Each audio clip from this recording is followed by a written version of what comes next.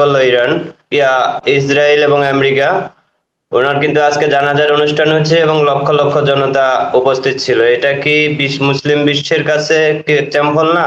এরকম যুদ্ধ পরিস্থিতির মধ্যেও যে ইরান যে বীরের জাতি, তারা যে প্রমাণ দেখাইলো যে লক্ষ জনতা জীবনের বাজি রেখেও কিন্তু অনুষ্ঠানটাতে আজকে উপস্থিত হইলো। এটা কি মুসলিম বিশ্বের কাছে একটা আদর্শ না?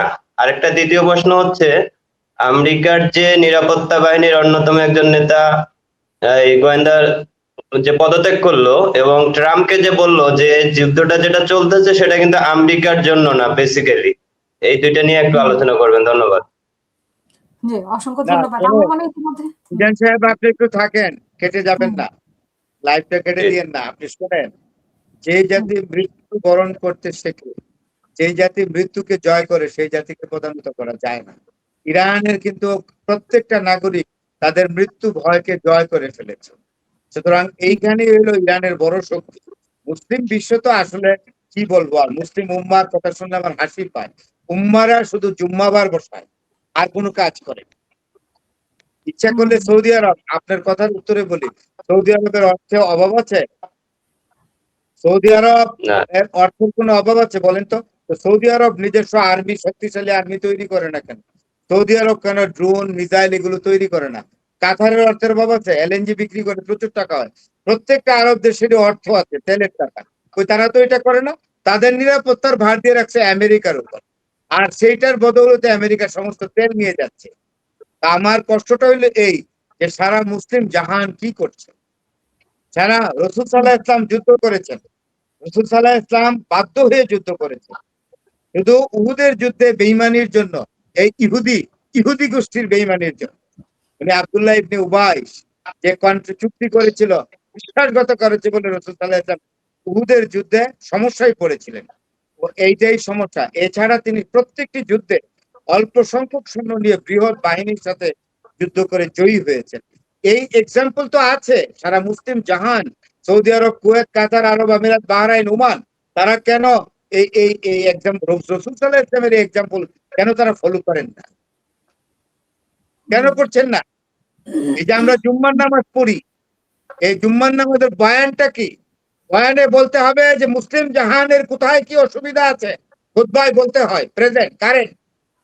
মুসলিম জাহানের হুম, কোথায় কি সমস্যা আছে এই অ্যাড্রেস করতে হয় মসজিদে। কারণ এখানে মুসলমান মুসল্লিরা যায় নামাজ পড়তে, তাদেরকে জানিয়ে রাখা উচিত যে বনি ইসরায়েলিরা প্যালেস্টাইনিদের উপরে কি অত্যাচার করছে, এই ইসরায়েলিরা সারা মুসলিম জাহানের উপরে কি শত্রুতা করছে, এগুলোর উপরে বয়ান দিতে হয়। এবং এটা হযরত আবু বকর, উমর, মানে খোলাফায়ে রাশিদিনের আমলে যা হয়েছে, এটাকে এক অংশ। এবং বর্তমান মুসলিম জাহানের কি অবস্থা, এটা নিয়েও প্রত্যেক জুম্মাবারে কিন্তু খুতবা দিতে হবে। তাইলে সমস্ত মুসলমানরা সজাগ থাকবে, অবগত থাকবে যে ইসরায়েলিরা আমাদের কি ক্ষতি করছে। ধন্যবাদ। জি। অসংখ্য ধন্যবাদ মিজানুর রহমান। অনেক চিন্তা ভাবনা করে প্রশ্ন করেন এবং এটা নিয়ে অনেক চিন্তা করছেন। বিশেষ করে মুসলিম উম্মাও যে সাথে থাকা উচিত ছিল। নিজেদের স্বার্থেই ইরানের সাথে থাকা উচিত ছিল। কিন্তু সেটা এখনো বুঝে উঠতে পারছে না। আরেকটা উম বিষয় ফরাদ ভাই আপনার কাছে শুনতে চাই যে আজকে চীনের পররাষ্ট্রমন্ত্রী বলেছে ওয়াং ই যুদ্ধবিরতির জন্য উনারা প্রচেষ্টা চালিয়ে যাচ্ছে। কিন্তু সেখানে তো খুব একটা আমরা মনে হয় যে এটা তো অনেকদিন থেকেই শুনতে পাচ্ছি যে চীন চেষ্টা করে যাচ্ছে। আর আসলে মিসাইল এবং ড্রোনের সহায়তা বা এআই সহায়তা বিভিন্ন ধরনের সহায়তা কারা দিচ্ছে ইরানকে? চীন না রাশিয়া? রাশিয়া তো অস্বীকার করল। না শোনেন, যুদ্ধবিরতির একটা ভিতরে ভিতরে প্রস্তুতি চলছে।